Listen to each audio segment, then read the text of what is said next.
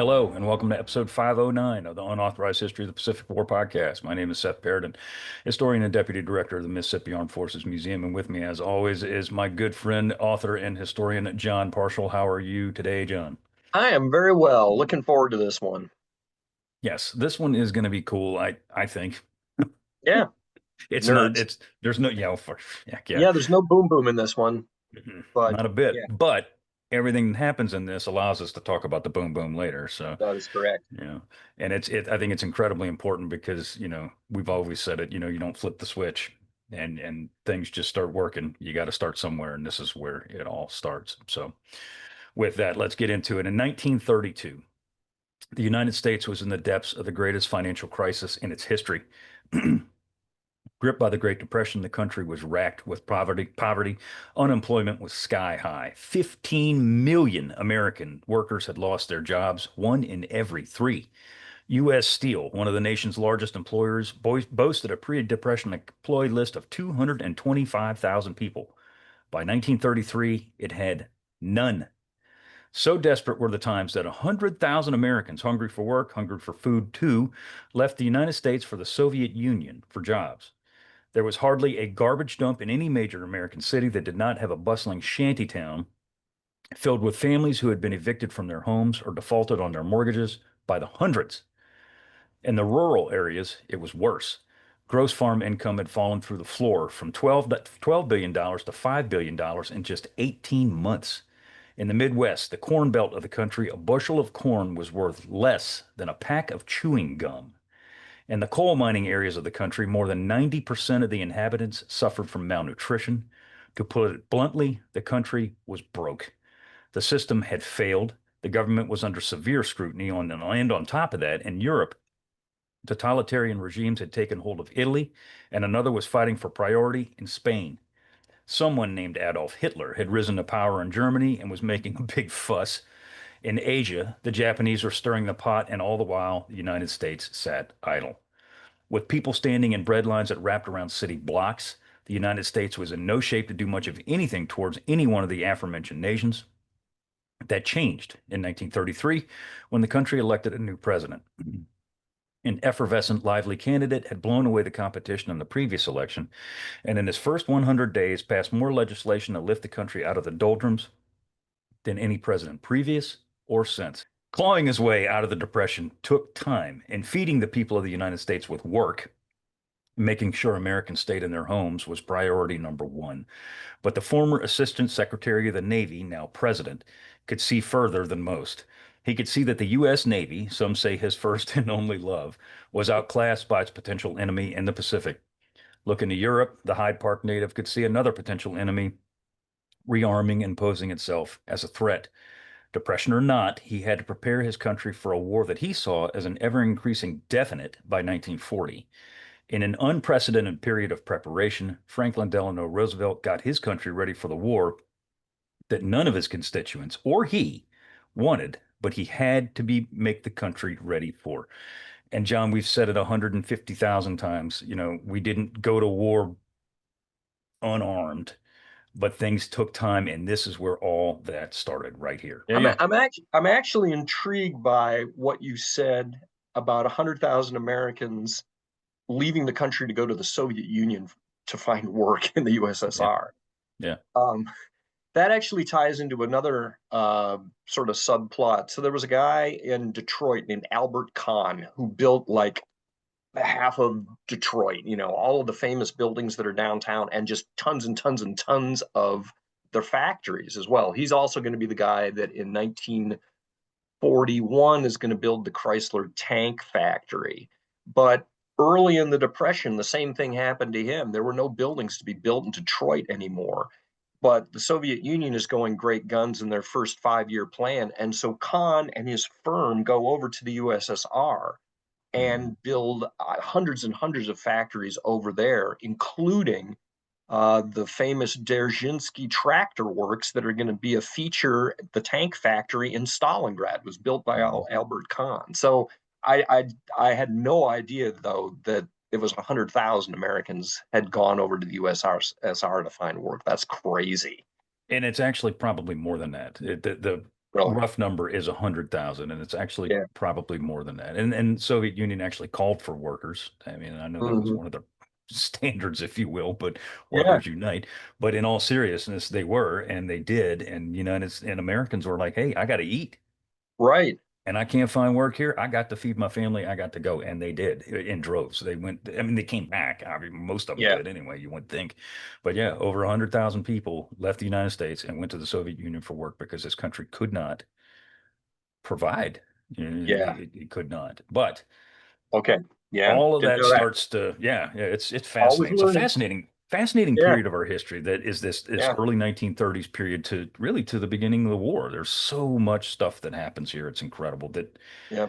and that's a whole nother topic. But I mean, hell, we're not doing the unauthorized history of the Great Depression, but it would be a fascinating thing to talk about if Yeah. we Right. did for sure. So Right. anyway, by 1933, the United States, as I put in the notes, was a shadow. United States Navy was a shadow of what it had been at the end of World War One. Now, Hmm. as we know, there's treaties that go on, specifically the Washington Naval Treaty and everything else, and then the London treaties. All this goes on in the late 19 or the early 1920s, and it reduces the size of this country's navy significantly. A lot of the older ships, and I'm talking like the older battle wagons, like the Florida class and South Yep. Carolina class, they're all put out to the farm. Yep. And I mean, destroyers out the wazoo and cruisers and everything else, they're just, we either cancel their building, we either scrap them or we put them in the yard. Yep. And it reduces the size of this Navy. Like, we'll get to the numbers here in just a few minutes, but I mean, significantly, it reduces the size of the Navy significantly. And this all goes to the Washington Naval Conference in 1921-22. Yep. And I put in the notes, and I think you may disagree, that in an effort to kind of Keep the peace. keep the peace. Yeah, it actually does a little bit more to start the war than I think people credit for. This is one of the few places I think that you and I would disagree on that because I would point back to the beginning of World War One and I would say that it's clear there that an out of control naval arms race was a For sure. factor in starting that war, and I think you can make a case as well later on in this episode when we talk about the Two Ocean Navy Act that once that act gets passed, that is a clear indicator to the Japanese that the clock is ticking, and if they are going to go to war, they have to go to war soon. So I look at the treaties, I guess, from almost a Japanese perspective, and even though the Imperial Navy was right down the middle between people who supported those treaties and people that just hated them like hemlock. And eventually, the anti-treaty faction is going to win out and clean house of most of the pro-treaty guys. The few survivors being guys like Yamamoto. But just from a real politique standpoint, from the standpoint of the Japanese, there was no way that they were going to win a naval arms race with For us. And sure. the more perceptive observers within their navy understood that. And so, particularly in the aftermath of the war that of a war that had been just disastrous in terms of human lives lost, I look at the naval treaties as being as a positive step in that they did put an artificial cap on.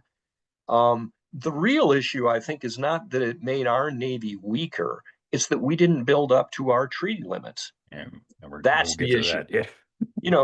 Because the naval limitations clearly state that we have a 10-to-6 ratio advantage over the Japanese in terms of capital ships and aircraft carriers.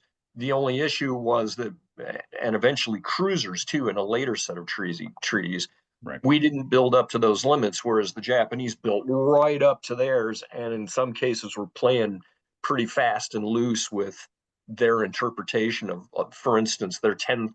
10,000-ton treaty cruisers were actually closer to 14,000 tons, and you know so forth and so on. But anyway, I guess I would argue the treaties were actually a good thing. And I understand where you're coming from, and I do. But I think what you said is why I wrote what I wrote in the notes. Is that it was the 10-to-6, and I think Yeah. the Japanese looked at that as like, what, we're less than you. We can't have the same number that you can have, Yep. and that really sparked a lot of ire and Yep. fire within the Imperial Japanese Navy and just Japan in general, really. I mean, the Yes. government, so why the hell do we deserve less than you do? Hell, we're an island nation. Quite the opposite. O- We should have as Okay. many. That Yep. that's where I was coming from there. I got you. And intriguingly, there was a huge debate in Hmm. that first treaty over whether or not the ratio was going to be 10-6 or 10-7. Hmm. And the sort of calculus of the day was that for every 1,000 miles a navy advances across an open ocean, it's going to lose 10% of its fighting capability, which meant that if we had to go all the way to Japan, even if we had a 10-6 ratio to start with, we're going to lose about 30% of that, and we'll still be then superior when we end off Japan. It'll be 7-6, is kind of what it comes down to. Hmm. I do think that if the US and the Brits had been a little more flexible and had given Japan a 10-7 ratio, I think a lot of that unhappiness would have been cut off right at the knees, because the Japanese understood that same sort of basic calculus. And they were looking to have supremacy in their own home waters. That, for them, it was a defensive, um, what do I want to say, a defensive matter to start with, because they were not yet aggressively in China and yada yada yada. So looking down the road, or looking back with our perfect crystal ball, I think you could say that if we had gone 10-7 rather than 10-6, I think a lot of the anti-treaty faction people would have had their fangs pulled in terms of hating the treaty as much as they did. I don't know. Maybe, but that was my point, is that the treaty lit a Yeah, fire under a lot of people in Japan. yeah. There's no question, that there were racist undertones to this war, this eventual war, and so yeah, they look at the treaty as a bit of a slap in the face. They look at the restrictions around immigration to Yes. the coast, for Japanese. That was a whole thing that really frosted them, and rightly. So anyway, Yeah. Yeah. good point. There's a lot to it. And we're going to Yeah, talk about that when we get with Rich Frank in a couple of weeks. yeah, So to put some numbers on it, the United States Navy after World War I in the early 1920s was shrunk 60% of what it had been in World War during One. World War One. Yep. 60, not 60% of what it was. It lost 60% Yeah. of the force. That is a tremendous amount. I mean, it's, well, duh, it's more than half. So Yeah. the U.S. Navy, and exactly to your point, they were not building anything. The last battleship, and we can get to that here in a little bit, was not Washington, West Virginia, BB-48, and that was built in 1920. So, Right. the U.S. put a moratorium on building anything of any value of any size, and there really wasn't anything of any size built during the 1930s. And this had a ripple effect on a lot of things, not the least of which was the fighting ability of the United States Navy in the late 1920s, early 1930s, which, you know, if you look at some of the newsreels from those times, you see these big, broad fleets of battleships and cruisers and everything else. I don't believe that the U.S. Navy could have gone toe to toe with as large a force as they probably would have thought they could have. And number two, and this is more important, I think, is that the United States, by not building ships, they had to lay off shipyard workers. And Hmm. by laying off the shipyard workers, that degraded the ability to build ships in the future. And the whole point of this is to say that by the early 1930s, the United States Navy and the United States Navy shipbuilding program was pretty much at a Moribund. yeah, it Yeah. was just at a flat line. It was at a plateau. It Yep. wasn't getting bigger. It wasn't getting smaller. It was just as it was.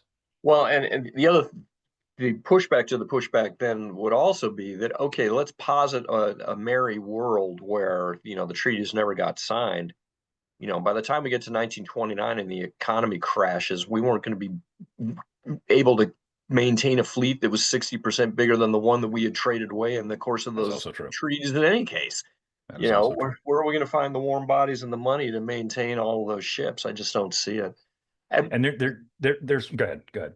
I was just going to say, I mean, the Japanese, for their perspective, they also look at the aftermath of these treaties as incredibly traumatic, because they too had a lot of ships that they wanted to, have on the building ways that they had to end up scrapping.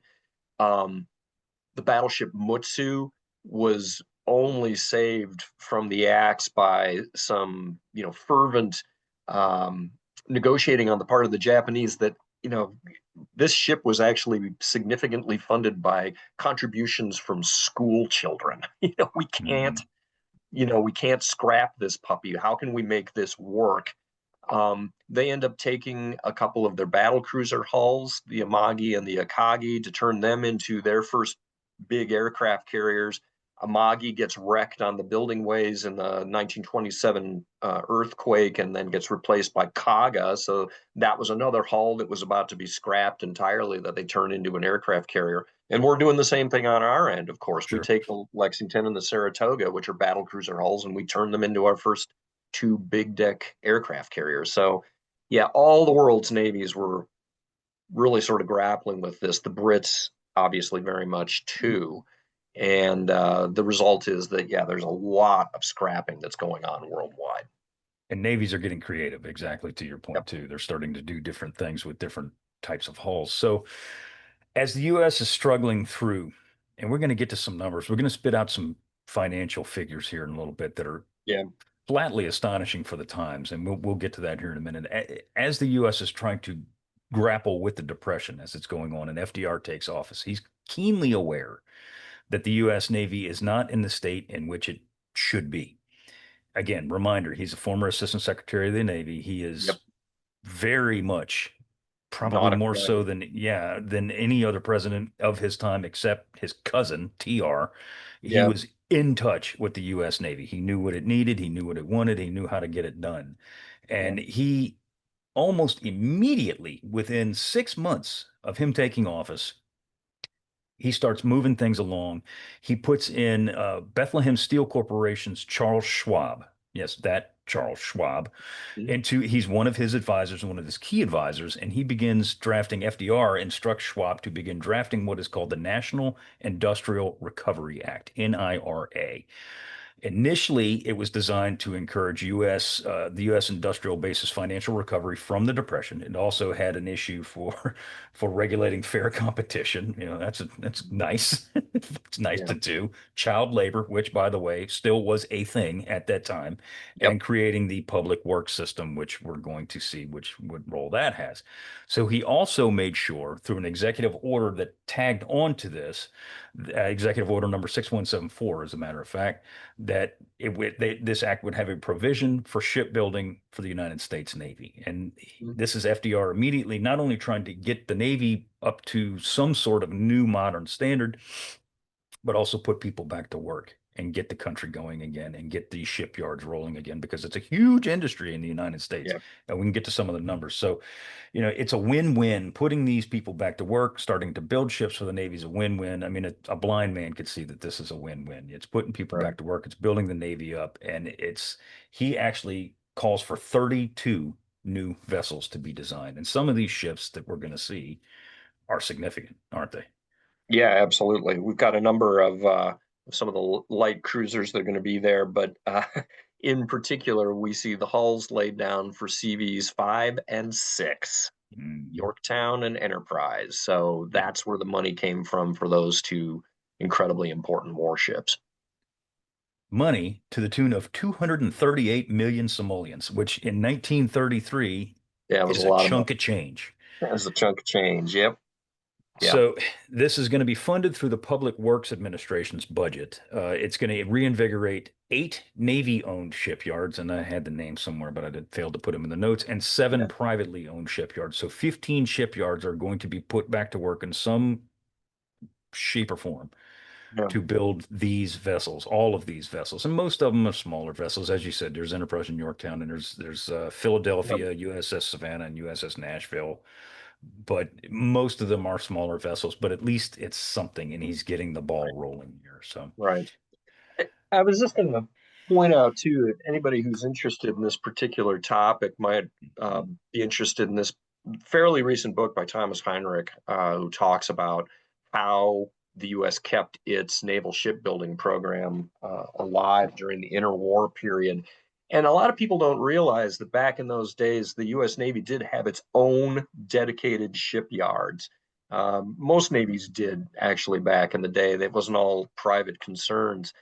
And those Navy shipyards, in many cases, were responsible for the biggest and most complex shipbuilding tasks. So, for instance, the four Iowa class battleships that will eventually be built are all going to be built in Navy yards because they really had the expertise to do that kind of stuff.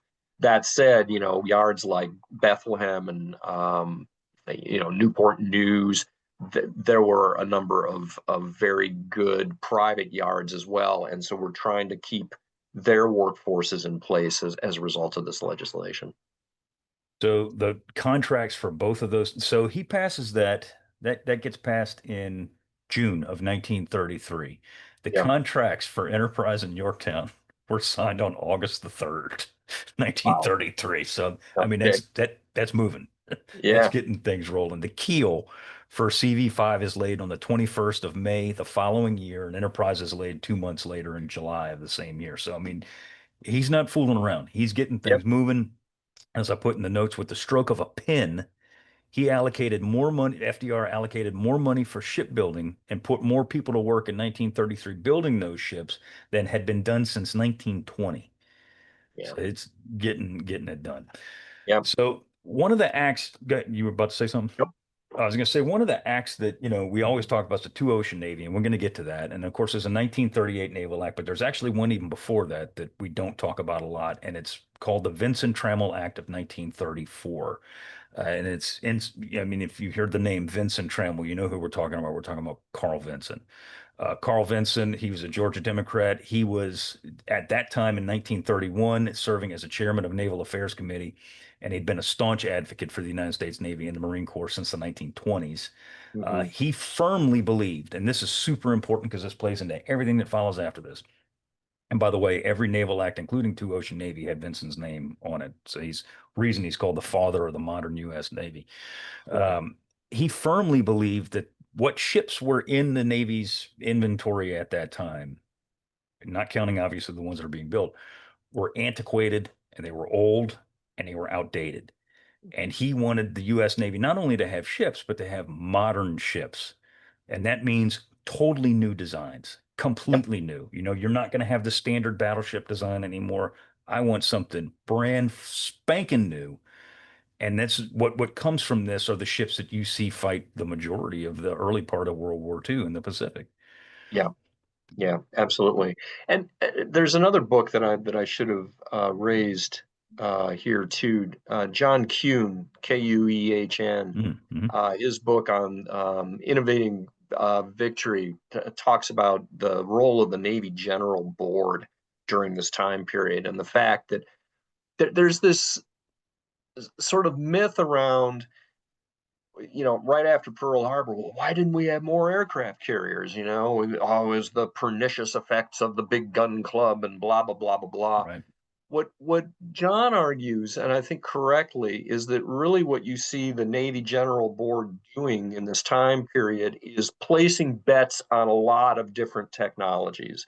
I Yep. mean, on the one hand, you do have a proven technology in the battleship that you need to keep you know, doing what you can in terms of innovation, and that is going to lead to ships like the North Carolina, then the South Dakota class. But they're also placing bets, I think, intelligently on carriers as well. It's just that with the state of aviation at this point, nobody really understood just how quickly aircraft were going to develop. Right. And so it was very much the Wild West of naval systems, and no one had a crystal ball that could, forward project to say that, eventually the carrier is going to be the dominant weapon system in the Pacific, and therefore we should have put all of our chips in that. That's not how you run an intelligent bureaucracy. You're going to be placing bets on a lot of different technologies. 100%. And there's a reason. FDR was a battleship guy. Yeah. He grew up in the time when battleship, and he was obviously president during the time when the battleship was the queen of the seas. Yep. And the aircraft carrier, to an extent, was beginning to be a proven commodity and, fleet But really, at problems this and things point, like it is that. still a Still, scouting asset, not a correct. power projection asset. And so you Correct. have to you have to wheel yourself back into, okay, it's 1934. At this point, the carrier that we're playing around with is the Langley. Right. We're still Right. trying to, which is this tiny little, built on a collier. Yeah. We're trying to figure out how to run our flight decks at this point. It's very tough to not sort of imagine that we could have understood that, well, we should have just been building Essex class carriers right now. It's like, no, man, we're still in the Model T era. Yeah, So, yeah, and we're anyway, still trying to figure it out. We're still yeah, trying to figure it out, and then that's key to what this act is specifically. Is the modernization of what is there. The right. 32 ships that frankly, as I put in the notes, FDR slid under the table in 1933, and he did. I mean, let's be real. It was not like a big newspaper headline saying U.S. Navy's building new ships. He totally slid that under the table Yeah, we don't to want get that. things moving. Yeah, because we're still in this, in the depths of the isolationist uh, Oh yeah. politics as well, and so we don't want to be drawing a lot of Mm-mm. headlines in that respect. No, and he's going to continue to do this, but at one point he just says, "I don't care. This is what we're Yeah, going to do." So, as I said, hot on the heels of the under the table shipbuilding, Carl Vinson stressed, as I said, modernization. He pointed out that 11 years after the Washington Naval Treaty, the United States had fallen woefully behind in terms of modern ships, and that's true. I mean, the last battleship was built in 1920. Here we are, 1934. He pointed out correctly that Japan was currently and had been constructing modern cruisers that were both bigger, faster, and outgunned U.S. Navy ships of the same type. And yep, John, these are the yeah. these aren't the Mogamis, are they, or are they? No, not yet. By around this time period, they are starting to build the first of the Miyoko class, Hmm. and this all ties in too with also with the introduction of the Fubuki, which was launched, I believe, in 1927, which is really the world's first modern destroyer. So if you look at a typical World War One era four stacker, that's about a 1,500-ton ship with four 4-inch guns, some 21-inch torpedo tubes, blah blah blah blah blah. The Fubuki was six 5-inch guns in enclosed mounts that were watertight and gas tight and were fed by power armed rams instead of being hand fed shells.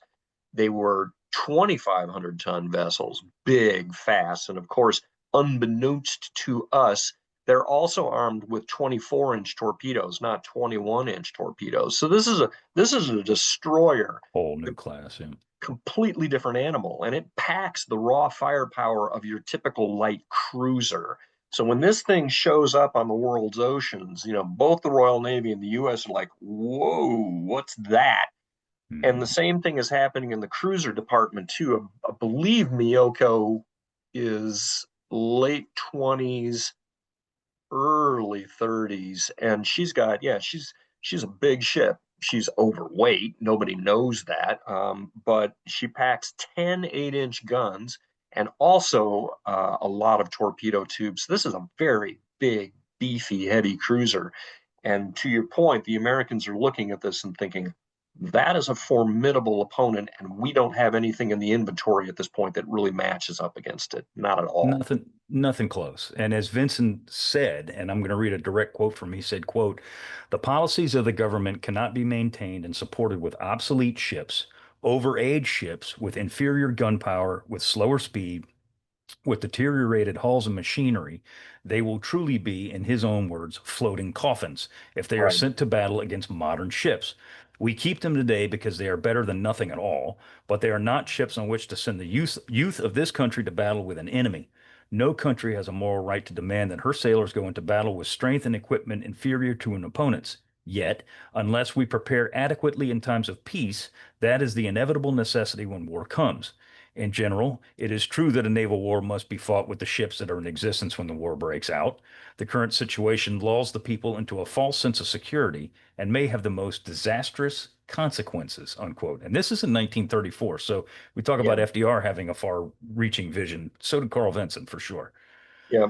And just a little real time history here. The Miyokos were laid down starting in 1924, and the first of them, Nachi, is actually commissioned in late 1928. So at this point, yeah, the Miyokos have been around for 4 or 5 years, and yeah, people have gotten a good look at them, and they're thinking, Yeah, those are beefy customers, and those are a they are going to, problem. yeah, they are a problem, and they're going to go on to perform very well during World War II, as well as the follow-on class, the Takao class as well. So yeah, Vincent is within his rights to say our cruisers are not up to snuff against these guys.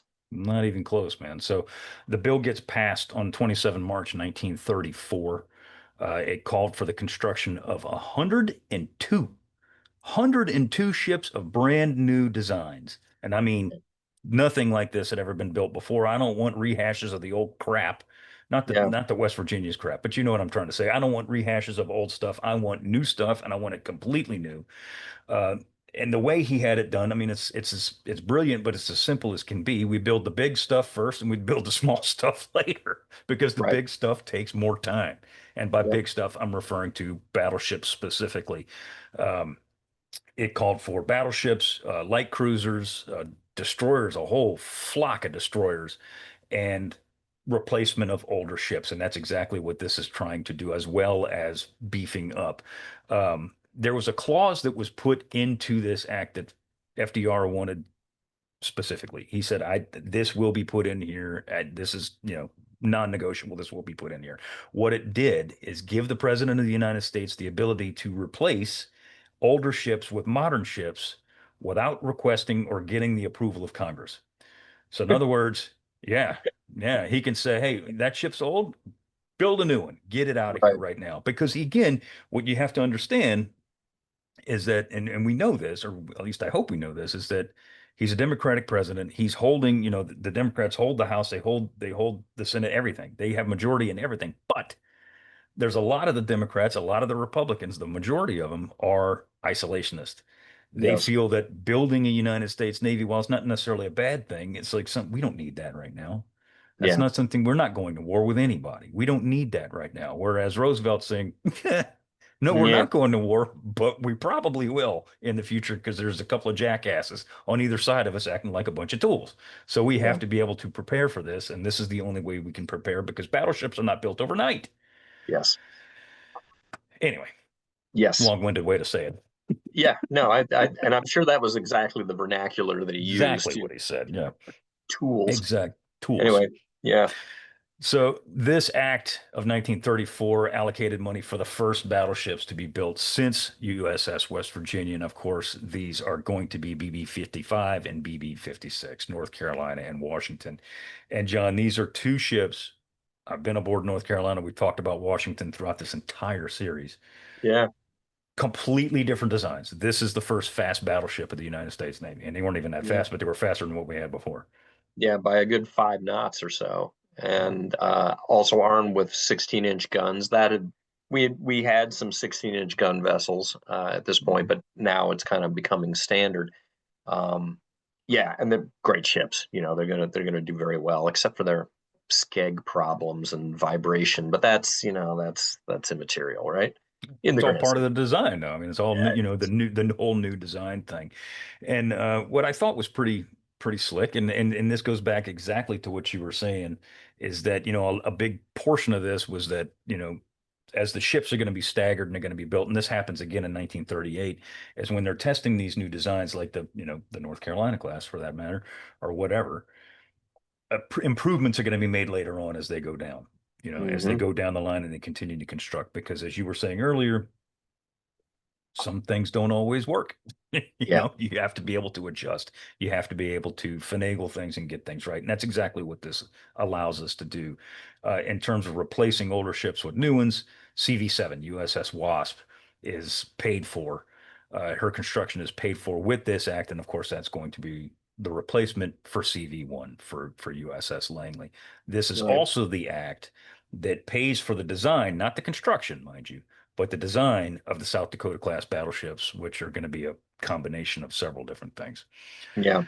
Yeah, the other thing I was going to point out here too is that this is the first instance where we're going to have capital ships that are now going to be armed with the 5-inch 38. That gun Correct. is now set up to be the standard dual purpose gun that we're going to be using as a secondary, not only on our battleships but also on everything. I mean, it's the finest dual purpose gun of the entire war. So yeah, an important act. And which brings that us well, I was going to say, and that's key that I'm glad you said that because I didn't put that in the notes, but that's part of it is R&D. right. That's And part of actually, this. I want to talk about that when we get to the U.S. Army section in this Right. as well, because there's a lot. One of the things that sort of differentiates us from some of the totalitarian militaries. If you look at Italy, for instance, in the late 1930s, they are an important innovator in air power, and they end up spending a lot of their national treasure to procure airframes in the 1937, 38, 39 time frame instead of putting that money into R&D. And that turns out to really bite them when it comes to their warfighting capability in 1941 and 42, in that they have not been investing sufficiently in R&D capability, so they don't have new models lined up. Right. And the same thing happens in their army as well. You know, they're stuck with these, clunky little light tanks that they don't have the successor sitting in the pipeline.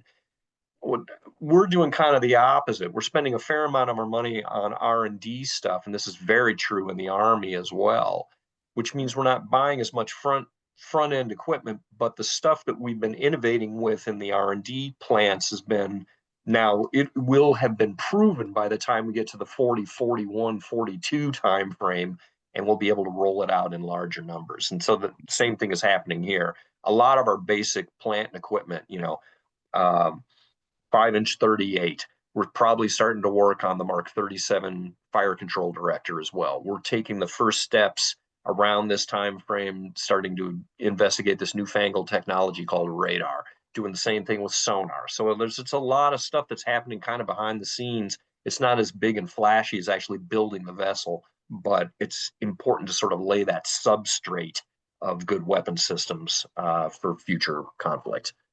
Case in point, this act, 1934, the Vinson-Trammel Act, pays for exactly the development, the research and development of the 5-inch 38, the auto loading system that's in, well, because USS Helena and her class, the Right. Brooklyn class, are paid for by this act alone Oh, here, okay. I but didn't know that. because Helena's laid Okay. down in 1936. Okay. So all that comes from this. So, I mean, the machine gun cruiser, the Cruiser. 5-inch 38s that she's armed with, that all comes from here. Right. Right. So Interesting. Didn't know that hugely one. important, hugely Yeah. important. All right. So that brings us to the next big act. This is a big one. Yeah. This is huge. The Naval Act of 1938 also has Carl Vinson's fingerprints on it. I think the actual technical name is the Vinson Naval Act of 1938, but it's known as the Naval Act of 1938. This is, I don't think this is arguable. This is the most important shipbuilding act by the United States in the entirety of the 1930s, for sure, because the Washington Naval Treaty expires in 1936. Yeah. And Japan, she announced that she wasn't going to, she was out in what, like 1934? 34. Yeah. So what's happened in Japan by this time is that the anti-treaty faction has won, and they have decided to exit the treaty system. And as a result of the internal politics within the Navy, all of the pro-treaty guys get purged, except for just a handful of survivors. Yamamoto being one of them, a guy named Inoue being another. But a lot of the Imperial Navy's talent gets shuffled off to the side at this point, and it's really sort of a mark of just how effective a bureaucratic infighter Yamamoto was, that he was able to not only save his skin during this time, but he's eventually going to rise to be, the head of Combined Fleet too, just on the basis of his intellect and his competence. And also, yeah, he was a very good politician. Uh, So no longer restricted by the Washington Naval Treaty. Neither is any Navy in the world, by the way. yeah, Vinson puts into this act specifically the desire to explore even more modern technology, even more modern ship designs. They're going to pile the money into here. Enacted on May 17th, 1938, one point almost 1.1 billion with a B yeah, dollars are yeah, authorized for construction of an entirely new class of battleships. We'll get to that in a minute. This is going to be the Iowa class of battleships. They're not built now, but the money is there for them to be built. It sees a 20% increase in the size of the United States Navy. This is 1938. That is tremendous. And 1.1 almost Yeah, billion dollars in 1938. That is a chunk of change. yeah. No, I tend to think whenever I'm thinking about World War II procurement programs, I always think in terms of Manhattan Project equivalents. You know, Yeah. $2.2 billion, that's a big chunk of change, we know. So yeah, this is half of Manhattan that has just been plunked down here to increase What, the size of the Navy. Yeah, 6 years previous, too, 6 years prior to Manhattan, too. yeah, yeah. So, and a completely different world economy. So That's what right. this I is, mean, yeah, I mean, it's yeah, we had staggered out. The trajectory of the Great Depression is twofold in that right. everything crashes terribly in 29 and we kind of eke back up, by the mid 30s to late 30s, and then in the 37 there's another, you know, Recession. Yeah. recession, which takes away a lot of those gains. And so the fact that you're able to plunk down $1 billion in 1938 just after that depression or the recession has kicked in again, this is a tremendous amount of money. Tons of money, tons of money. Yeah, Not only does it pay for the construction or the design and construction eventually of the four Iowa class battleships, it also pays for another Yorktown class aircraft carrier. Of course, it's going to be CV-8. It's going to be Hornet. USS Hornet. It also, as I put, in addition to the big hulls, it pays for the first of four of the Cleveland class light cruisers, of which we know there's about 10,004. Yeah, Cleveland class light, what, 52? Isn't that what they yeah, built? it's just stupid, and It's some of them get turned nuts. into carriers. But yeah, anyway, Yeah. yeah, But this pays for the first four of those.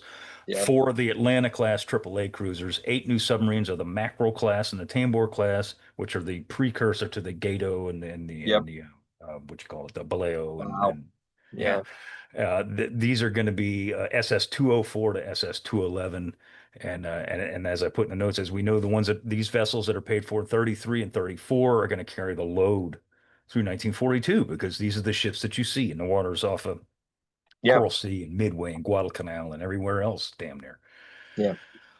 So, for the first time, this new Naval Act was not just a result of FDR's plan to rebuild the fleet, as he saw, because the first two, the Under the Table Act, and as I call it, and the Vinson-Trammel Act of 34, that was to rebuild the fleet to the status of where he felt it was comfortable.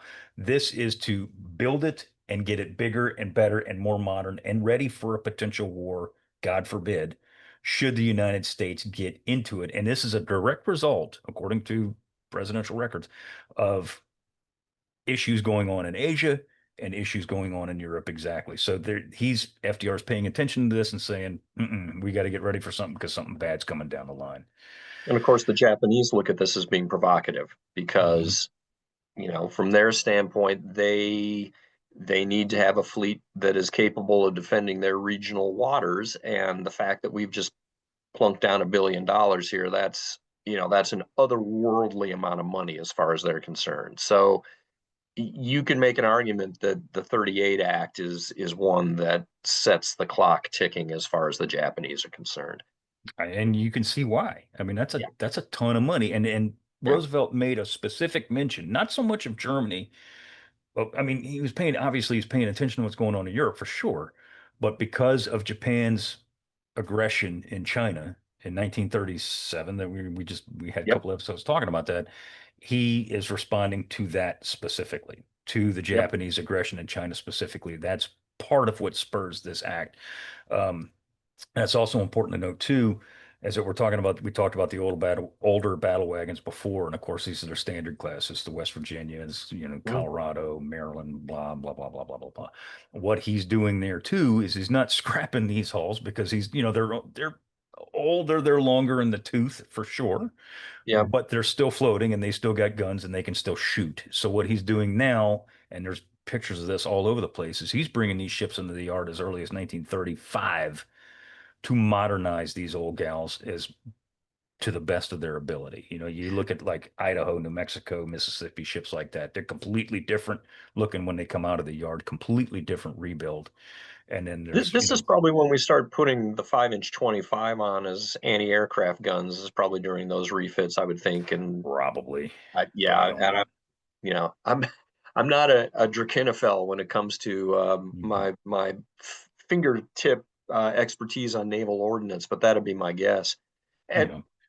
the same thing is happening in Japan at this time too. So the Japanese are taking their older battleships in, like Fuso and Yamashiro, Issei and Hyuga.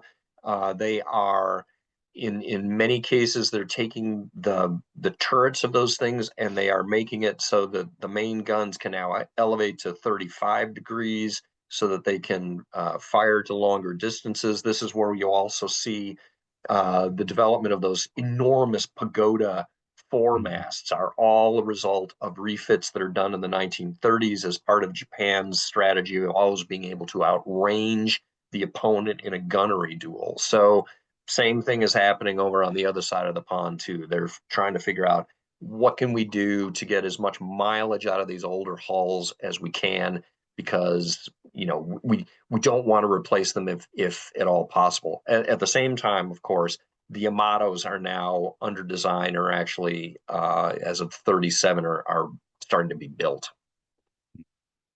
So one of the other important, hugely important issues with the 38 Act, aside from building hulls, is FDR makes sure that money is poured into the shipyards themselves.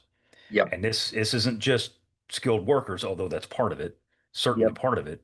It's new facilities, new building things, Everything. whatever, Yeah. new things to get things done.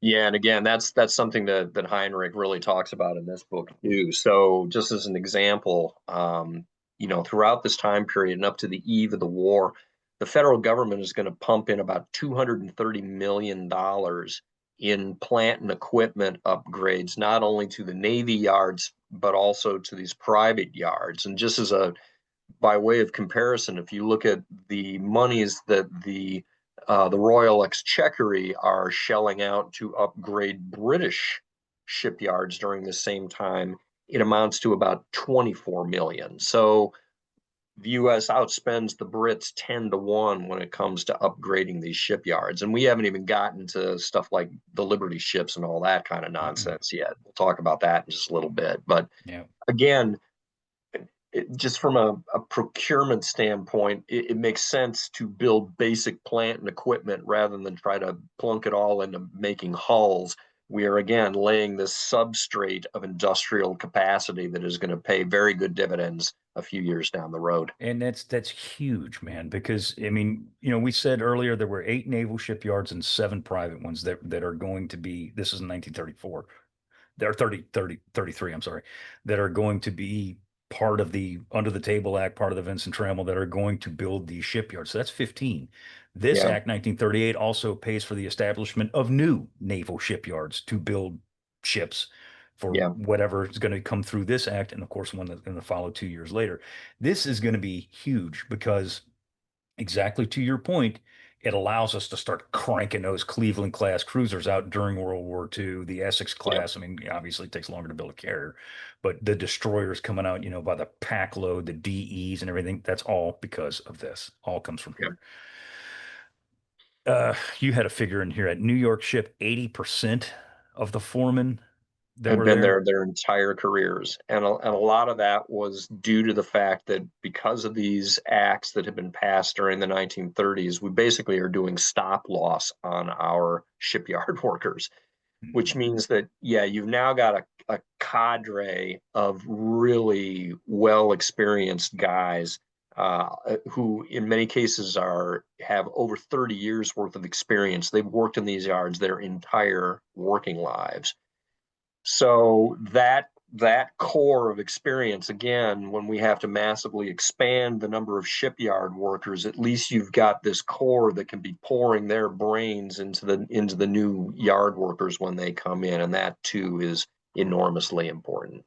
Tremendously important. And it all starts here. Oh, and adding, as I put in here, this also pays for an additional 3,000 naval aircraft, which were ordered as part of this 1938 Act.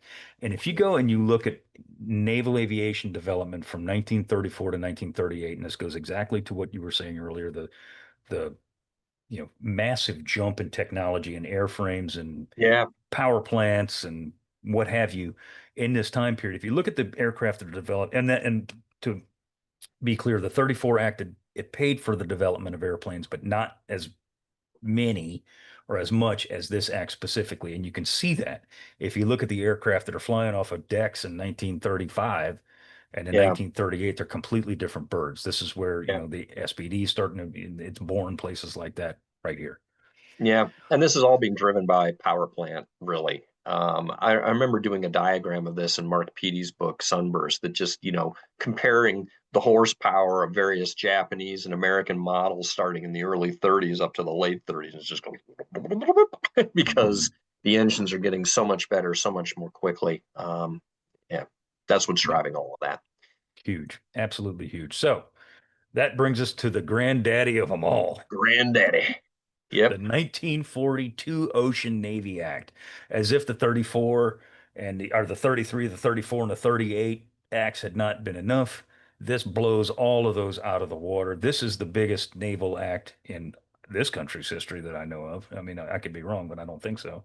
No, John, it is. lay it on us about the 1942 Ocean Navy Act. Well, I mean, basically what's happening here is we are freaking out because the spur that brings this all on is the fall of France in May of 1940, May, June. Um, that is a real uh, oh crap moment. France's army was commonly ascribed as the most powerful army in Europe, and they got absolutely shellacked in the course of a Yeah. 6-week campaign. They go down into the dark. Britain now stands alone, albeit she, has an enormous number of colonies all over the world. There's some nuance there to that whole thing, but nevertheless, I mean, it very much looks like Britain is going to lose at this point in time too. So you put yourself in that mindset in the summer of 1940, and suddenly all bets are off, man. And the more perceptive people within Washington are looking around and saying, oh, oh baby, not Yeah. only do we maybe have to get into a war with Germany, at the very least, we're going to have to be able to protect the Western Hemisphere, and we can't get that done right now. So, yeah, a lot of people are just absolutely freaking out in Mm. in the summer of 1940, and the result of that is an enormous effusion of money. $1.8 billion is requested by Roosevelt in January of 1940. Yeah, After the fall of France, an additional $1.1 billion is requested from Congress to fund all of this. So you might as well say $3 billion by the time yeah, it's done. In 1940, in a span of 4.5 months, is added to the defense budget of this country in yeah, 1940, almost $4 billion. That is a massive amount of money in those yeah. days. Yeah, I like the quote here from FDR in April of 1940. So this is even before the fall of France. Force and military aggression are once more on the march against small nations, because of course Poland at this point has gone down into the dark. If civilization is to survive, the rights of the smaller nations to independence, to their territorial integrity, and to the unimpeded opportunity for self-government must be respected by their more powerful neighbors. That's the driver here. All right, so to key off exactly what you just read, his direct quote, FDR's direct quote, I'm going to play snippets of the May 26, 1940 fireside chat. So he's not just willy-nilly asking for this money and getting this money. He informs the nation as to not the exact facts and figures of the amount of money, but what it's going towards and why. And it's incredibly important because that's one of the reasons that he starts to, or one of the ways he starts to build public support for expansion of the military forces that are going to lead us to, what comes next here in 1940, which is the Two Ocean Navy Act. So here you go. Listen to parts of this here. Let us sit down together again, you and I, to consider our own pressing problems that confront us. There are many among us who in the past closed their eyes to events abroad because they believed in utter good faith what some of their fellow Americans told them, that what was taking place in Europe was none of our business, that no matter what happened over there, the United States could always pursue its peaceful and unique course in the world. In the past 2 or 3 weeks, all kinds of stories have been handed out to the American public about our lack of preparedness. It has even been charged that the money we have spent on our military and naval forces during the last few years has gone down the rat hole. I think that it is a matter of fairness to the nation that you hear the facts. Yes, we have spent large sums of money on the national defense. This money has been used to make our Army and Navy today the largest, the best equipped, and the best trained peacetime military establishment in the whole history of this country. Let me tell you just a few of the many things accomplished during the past few years. I do not propose, I could not go into every detail.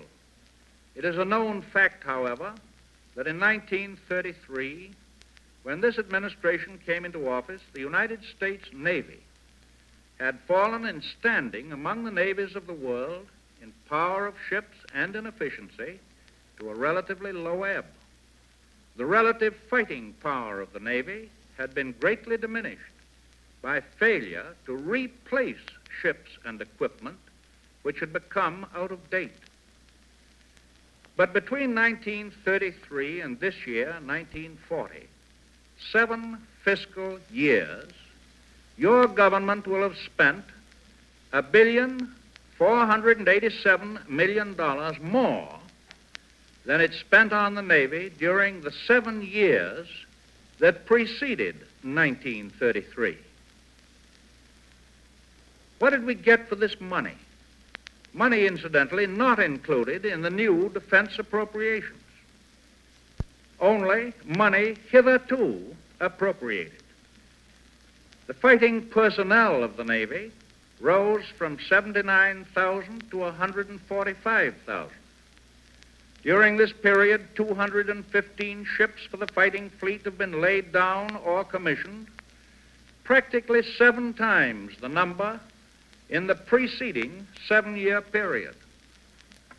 Of these 215 ships, we have commissioned 12 cruisers, 63 destroyers, 26 submarines, 3 aircraft carriers, 2 gunboats, 7 auxiliaries, and many smaller craft. And among the many ships now being built and paid for as we build them are 8 new battleships. Ship construction, of course, costs millions of dollars, more in the United States than anywhere else in the world. But it's a fact that we cannot have adequate naval defense for all American waters without ships. Ships that sail the surface of the ocean, ships that move under the surface, and ships that move through the air. So as the war in Europe and the China incident, as the Japanese continued to call it, played out, FDR knew once again that he had to go to Congress and ask for more money rapidly to expand the fleet. And here is where the Two-Ocean Navy Act actually is technically born. It's the Naval Expansion Act of 1940 is what the proper term, but it's known to history as the Two-Ocean Navy Act. Carl Vinson, again, is the man that pushes this through, and it is signed into law by Roosevelt on July 19th, 1940.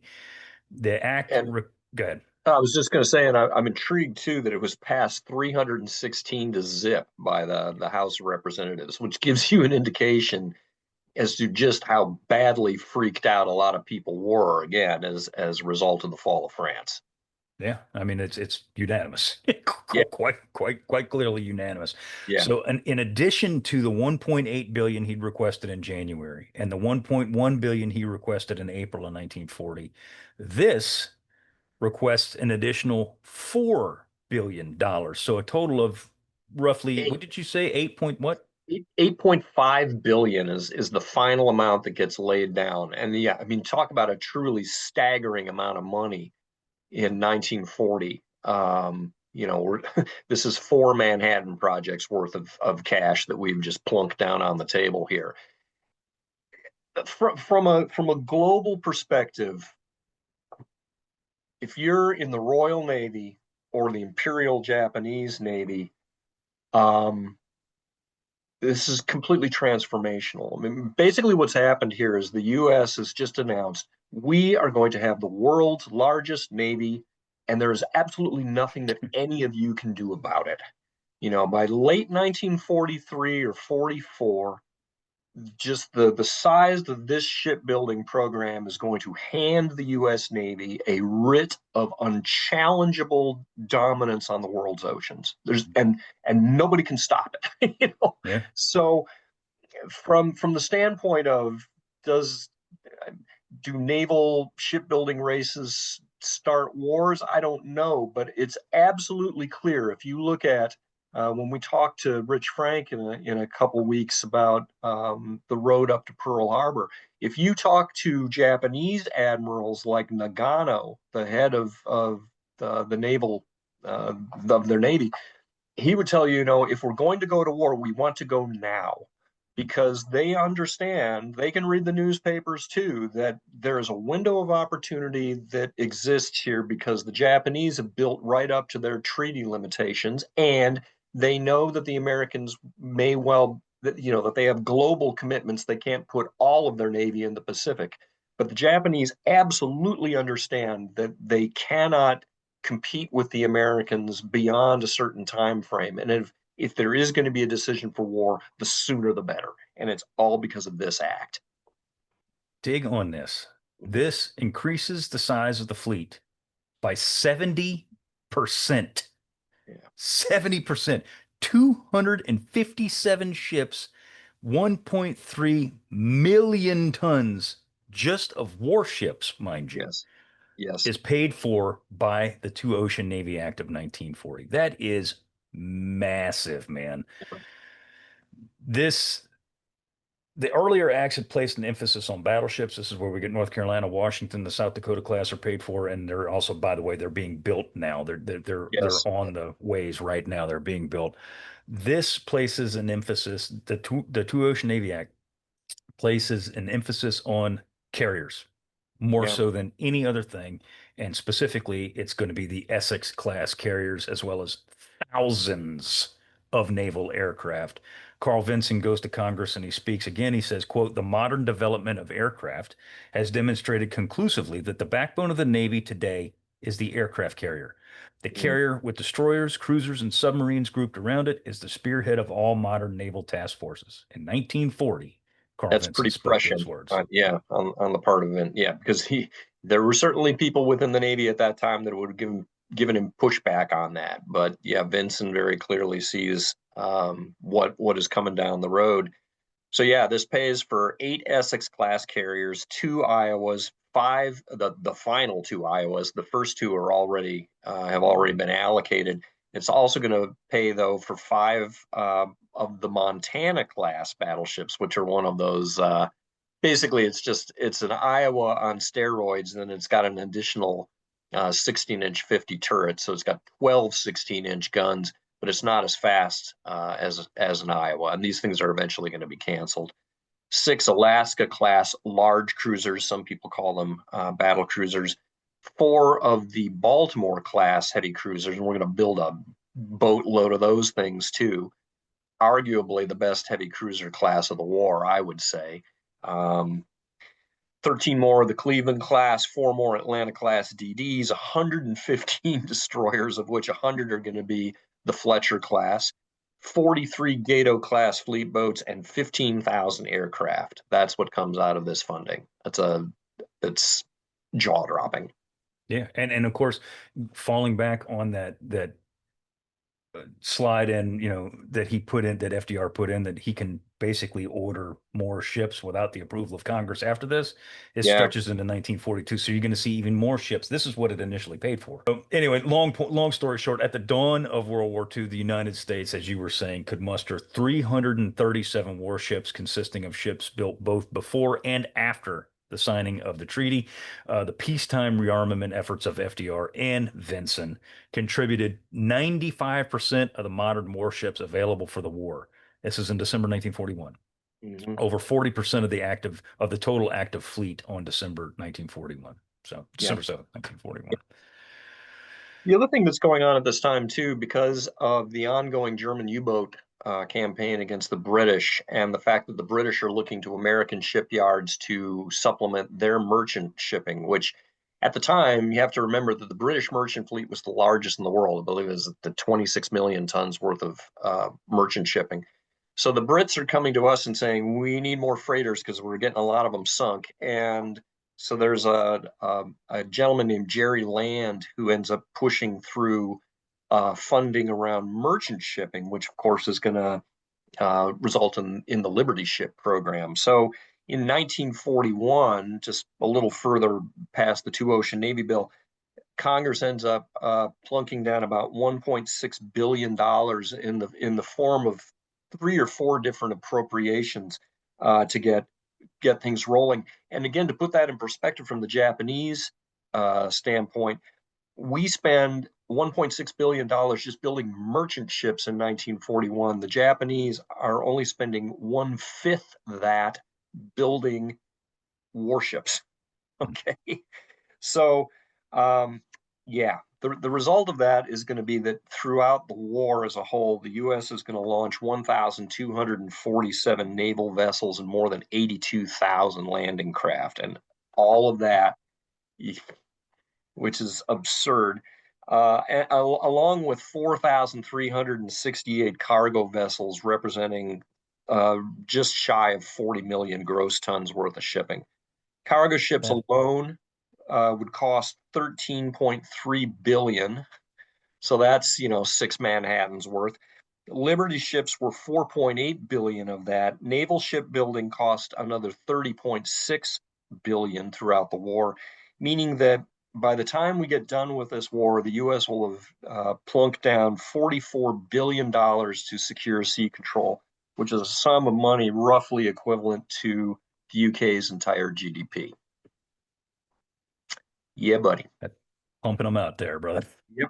That's how we roll. That is indeed how we roll. So this entire episode, we've been talking about Naval Act this, Naval Act that, Naval Act this, Yep. Naval Act that. And the U.S. Navy is not the only service branch in the United States. Yes. There's the United States Army too. And as I put, it gets into the act as well. The Army is not unlike the Navy in the 1930s. It is woefully behind in terms of manpower and modern equipment in their mid 1930s. It's not far off the mark as to where the Navy was at the same damn time. In 1940, FDR looks at the Army as just, in need of a kick in the pants, as did the United States Navy. In 1940, the U.S. Army ranked 18th, 18th in the world in terms of manpower and modern equipment, behind countries like Bulgaria. No lie. That's 200. Yeah, that is a problem. That is a problem. 269,000 soldiers manned the ranks of the United States Army in 1940. And as I put in the notes, FDR decided he was going to fix that problem. So in order to increase the size and the ability of the Army, he'd have to push a draft through Congress. And of course, obviously, we're talking about the 1940 Peacetime Draft. This is a huge thing. This is Yeah, the this was isolationists do not like this. No. Yeah. It was met by significant argument on both sides, in the Democratic Party and the Republican Party, but mostly the Republicans were like, no, we're not going to draft American males for a Right. war that we're not in, nor are we going to get in. And that's, that's basically the argument in a nutshell. Many, as I put, insiders claimed that conscription during peacetime would allow FDR to become a military dictator. Others claimed it was a communist effort on the part of the president. And that was a common thing. Anything that FDR did, they said it was communist because it went completely against what had been done before, which frankly was needed. Yeah. So I found this to be interesting, though. And it kind of showed you a sign of the times. Public reception to conscription was actually positive. And this isn't from dad who wants to see his son do something. This is from the guys who are going to be drafted. Right. You got to remember, this is 1940. And yes, we were coming out of the Depression. But as you said just a few minutes ago, the recession, which is what it was in 1937, had hit pretty dang hard. And there's still Yeah. a lot of young men who need a new pair of shoes, man. I mean, Yeah. and 3 square meals a day. It was Yes. not the world that you think. And conscription was looked at as like, yeah, maybe might not be such a bad thing because at Right. that time it was only set for 1 year. And that's a Right. big deal. Yeah. And this bill passes by just one vote, I believe. Am I remembering that Um, correctly? it's a little more than that. It's a little more than Okay. that.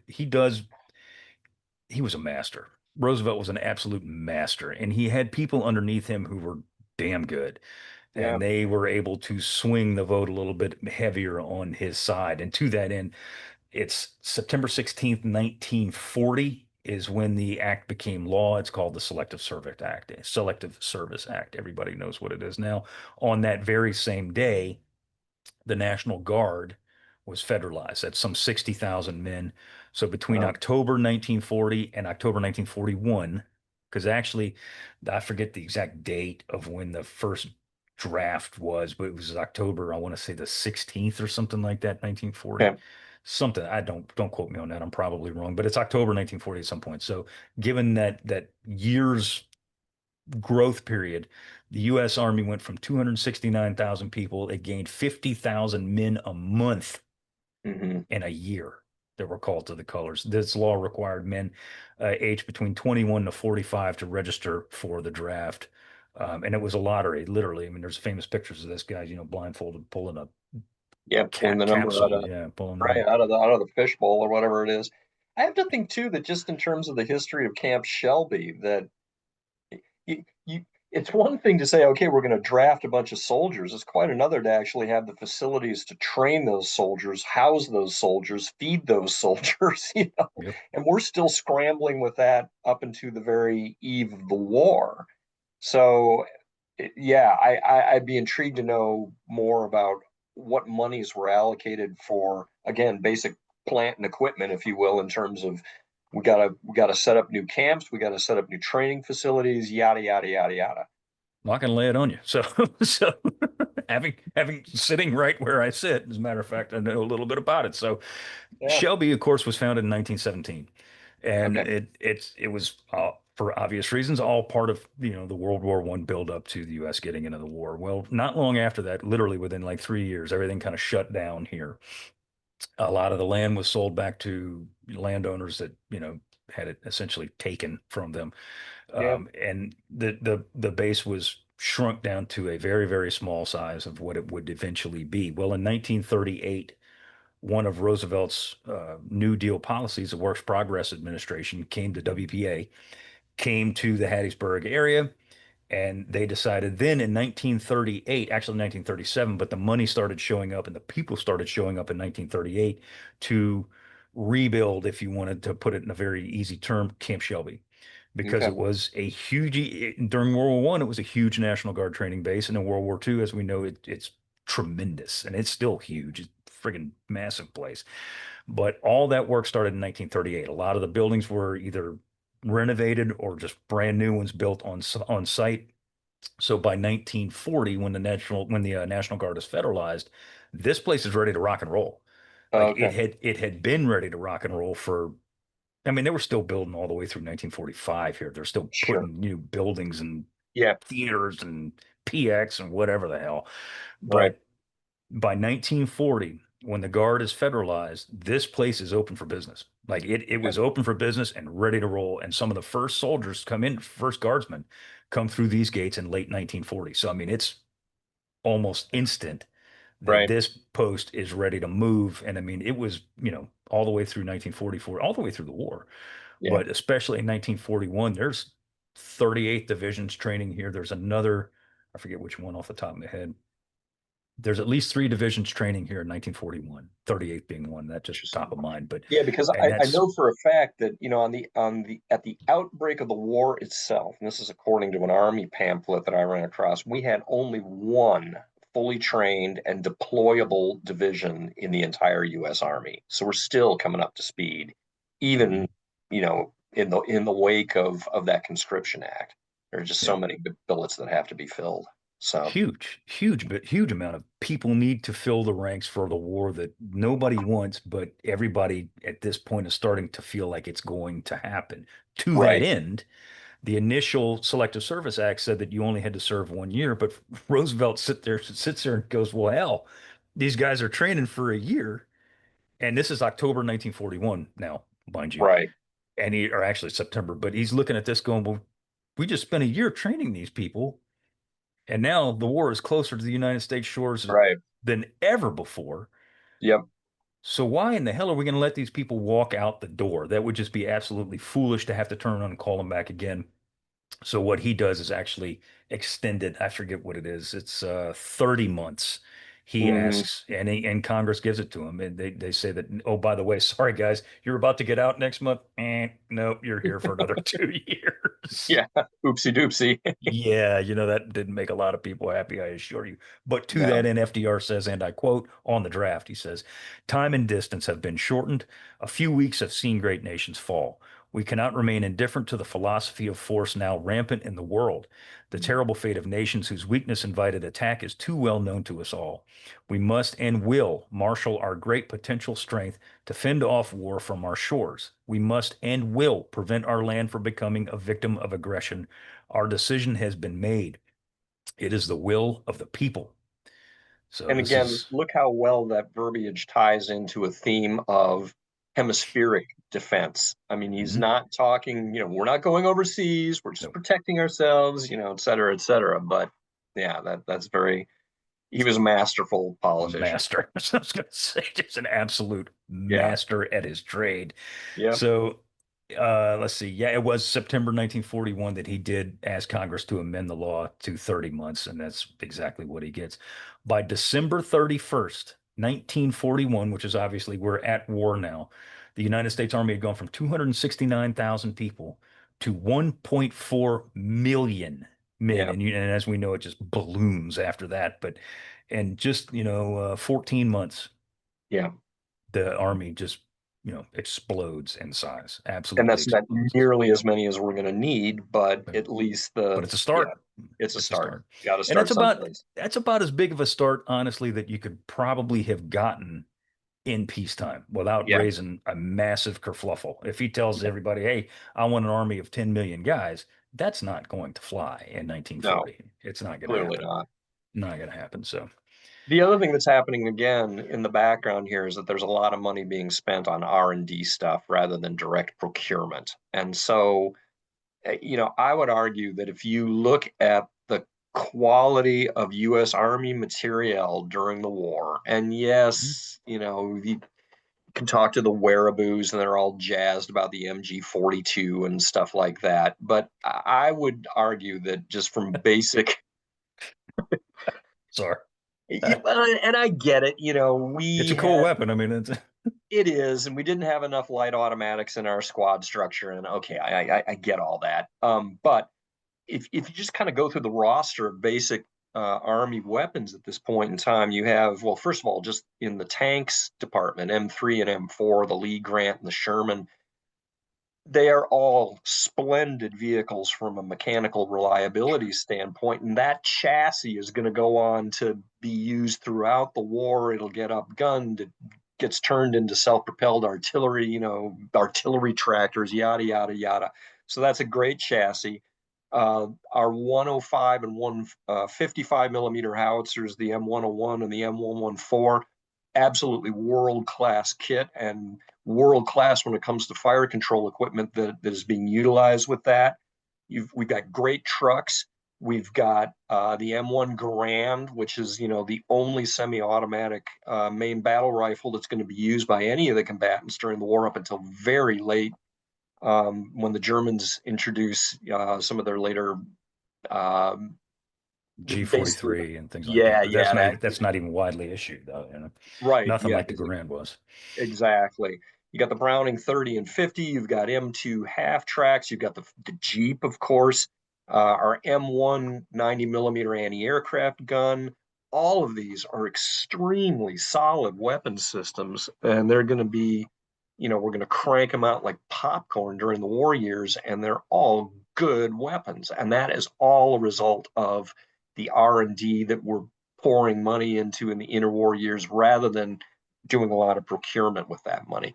Yeah, and it's aircraft as well, and that leads us Yes. into our next topic of conversation, Yes, as I sir. put planes, planes, planes, and more planes, because he Yeah. spouts off some numbers that surprisingly are met later on. So, as we said, he allocated money for U.S. naval aircraft R&D in 1936, and he allocated a lot of it in 1938. Now, obviously, we know more goes into 1940. Well, the Army is its own entity, and it also gets a chunk of this change too. He was aware.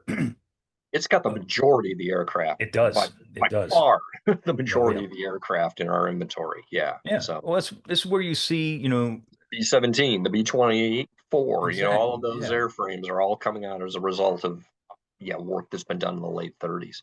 Exactly, exactly. And that's what's going to carry the war through the war. I mean, the B-17s and the B-24s are going to be, they're going to carry the war through the war.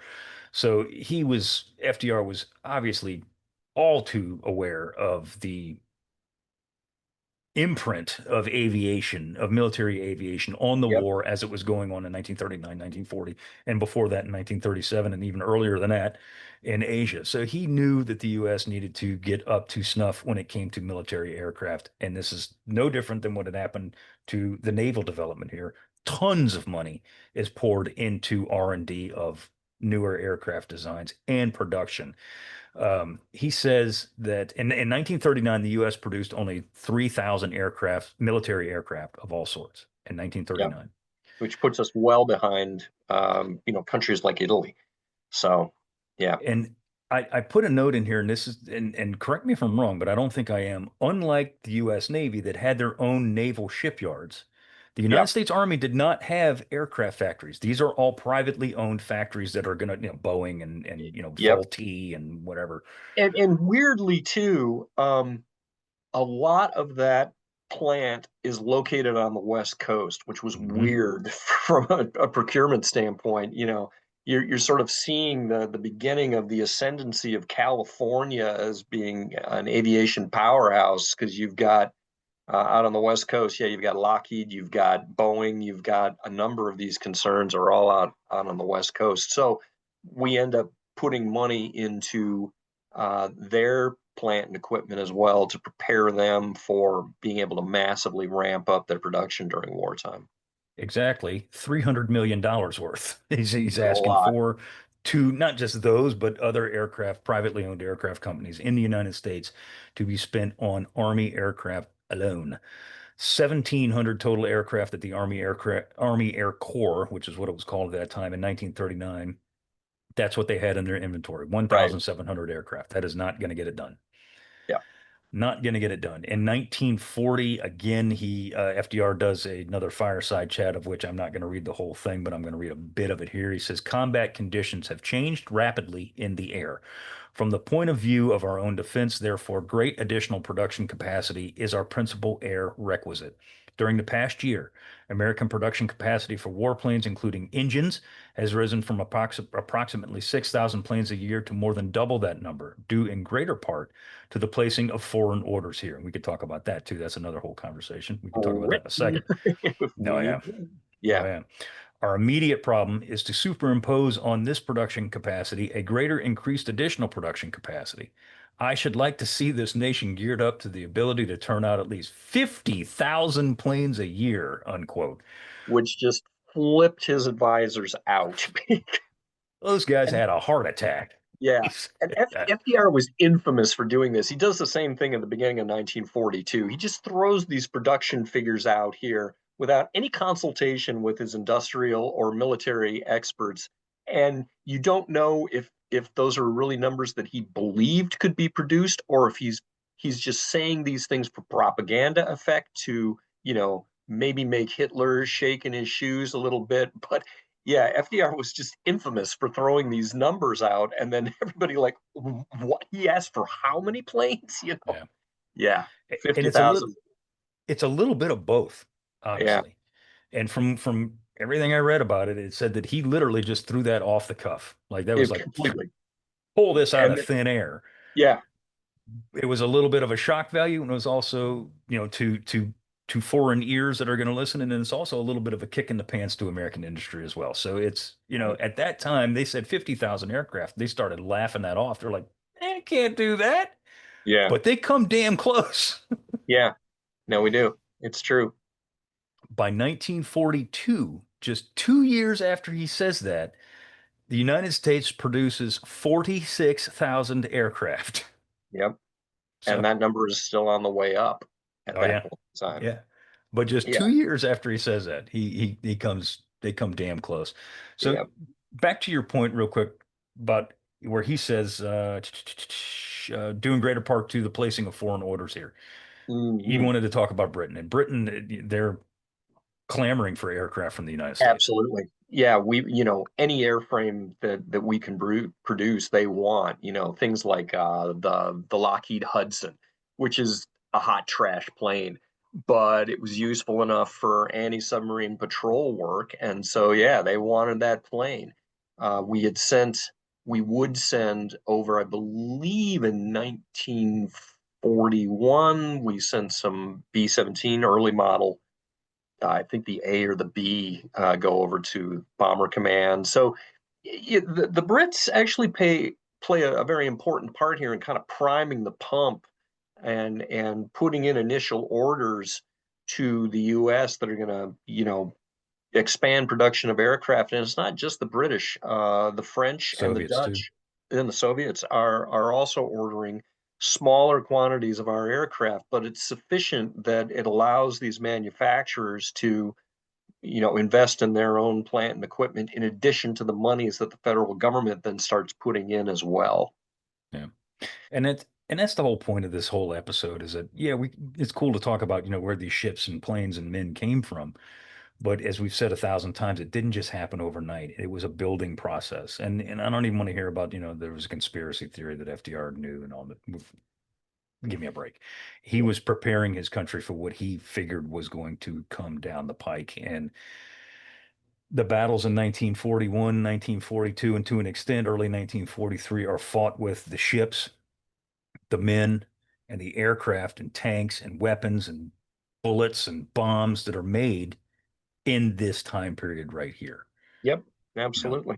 those guys that are flying off the flight decks at Enterprise in Yorktown at Midway, they were Yeah, they were trained in the years 1934 through 1941, and their yep, aircraft they were flying were built during this time period. So it's yeah. tremendously important. Yeah, no, just in the course of the fighting in 1942 is that I talk about in my book. It's very much a come as you are sort of war. It's really not until 1943 that we're going to start seeing newer airframes that are much more recent in terms of procurement, like the P-38 and the Corsair and that kind of stuff. But yeah, all the stuff that ends up contesting the Japanese in the waters off Guadalcanal, that's all paid for by monies that were plunked down in the late 1930s. All starts here. All Yep. starts here. All right, man. I Yeah. thought that was interesting. I thought that was fascinating. I love shipbuilding. I'm really into shipbuilding again because it's nerd and yeah, what's not to like about it? So But it's so cool, man. I mean, yeah, it takes a long friggin' time to build a battleship and a long yeah, time to build an aircraft carrier and a cruiser for that matter. And I mean, they didn't just poof appear out of thin yeah. air, in 1943. So, Well, and that actually that raises sort of some unpleasant consequences. So when the balloon does go up at the beginning of the war, for instance, and then the Germans start shooting up the eastern seaboard with their submarines. The call goes out for more anti-submarine warfare vessels, and a lot of people are pointing the finger of blame at King. I know we riffed on this in the Q&A session, but because of the emphasis on building larger hulls that a lot of these naval acts paid for, the smaller ships like destroyer escorts had really not been bought and paid for. And unfortunately, here too, FDR plays sort of a deleterious role in that his solution to the whole submarine crisis is, well, we're just going to build these little 168-foot long sub chasers, and 60 ships in 60 days was the name of that program. And guess what? They couldn't build the ships as rapidly as they wanted to. And even when they got them in the water, they were not all that effective because, Right. particularly in the North Atlantic, man, 168-foot long vessel, that is not big enough to get it done. You needed a 300-foot ship is a good mix. So what that sort of shows you is that we did a lot of improvising in 1942, don't get me wrong, but some of it was more effective than others of it. And you can't just flip on the light switch and expect that warships are going to pour out of the yards when you need them. It really is a multi-year problem that you have to solve. And there are lessons here for our modern military, as I'm sure you're aware. Yeah. Well, cool. This one was a fun one. This Yeah. one was a good one. Thanks, Anything man. else you want to add to this one? Nope. Cool. I've All right. Well, done let's my wrap thing. it up. Yes, So sir. with that, we want to thank you very much for listening and or watching to this episode of the Unauthorized History of Pacific War podcast. Give us a rating and review if you choose to do so. We appreciate it. If you want to send us an email at unauthorizedpacificpodcast@gmail.com. And I'll do my best to get back to you as best I can. That being said, sorry. I'm just sorry. There's a lot going on. A Yeah. lot going on. A lot going on. Anyway, so once again, my name is Seth Paridon. I want to thank you very much for listening and or watching. John, as always, thank you, my friend, for being here with us again this week. I'm John Parshall, and we will see you again next week.